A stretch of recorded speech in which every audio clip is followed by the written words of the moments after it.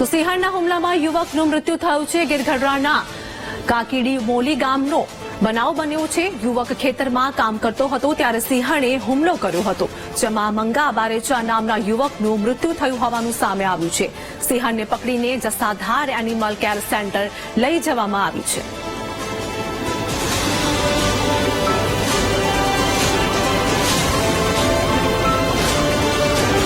તો સિંહણના હુમલાથી યુવકનું મૃત્યુ થયું છે, જેમાં ઘટના અંગે વાત કરીએ કે આ યુવકનું સારવાર દરમિયાન મૃત્યુ થયું હતું અને આ જ કારણે ગામના લોકોમાં ભયનો માહોલ પણ જોવા મળ્યો છે.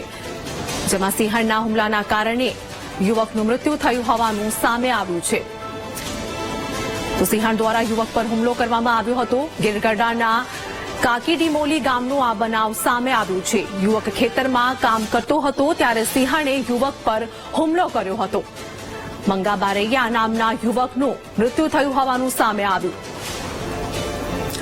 સંવાદદાતા રાકેશ અમારી સાથે જોડાઈ ગયા છે. સિંહણના હુમલાથી યુવકનું મોત, શું અપડેટ? તો સિંહણના હુમલાના કારણે યુવકનું મૃત્યુ થયું હોવાનું સામે આવ્યું છે, જેમાં ગીરગઢડાની આ ઘટના સામે આવી છે. કાકીડીમોલી ગામનો આ બનાવ સામે આવ્યો હતો. યુવક ખેતરમાં કામ કરતો હતો તે દરમિયાન સિંહણ દ્વારા યુવક પર હુમલો કરવામાં આવ્યો હતો. તો મંગા બારૈયા નામના યુવકનું મોત થયું હોવાનું સામે આવ્યું છે. સિંહણને એનિમલ કેર સેન્ટરમાં હાલ તો લઈ જવામાં આવી છે. સિંહણને પકડીને જસાધાર એનિમલ કેર સેન્ટર લઈ જવામાં આવી છે. ખેતી કામ કરતા યુવકનું મૃત્યુ થયું છે. સંવાદદાતા રાકેશ અમારી સાથે જોડાઈ ગયા છે. રાકેશ, ઘટના સામે આવી છે. સિંહણના કારણે હુમલો થયો હતો તે દરમિયાન યુવકનું મોત થયું. ચોક્કસથી વાત કરવામાં આવે તો ગીરગઢડા તાલુકાના કાકીડીમોલી ગામે કાલ સાંજના જે યુવક વાડીમાં કામ કરી રહ્યો હતો એની ઉપર સિંહણે હુમલો કર્યો હતો. સિંહણે હુમલો કર્યા બાદ યુવકને ફાડી ખાધો છે અને ત્યાં જ એમનું મૃત્યુ નીપજ્યું છે.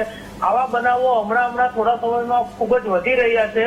હિંસક પ્રાણીઓ હુમલા કરી રહ્યા છે, ત્યારે સવાલ એ થાય છે કે વન્ય પ્રાણીઓ શા કારણે થઈને ગ્રામીણ વિસ્તારોમાં આવી રહ્યા છે, જ્યાં જંગલમાં ખાવાનું મળતું ના હોવાથી આવું બની રહ્યું છે.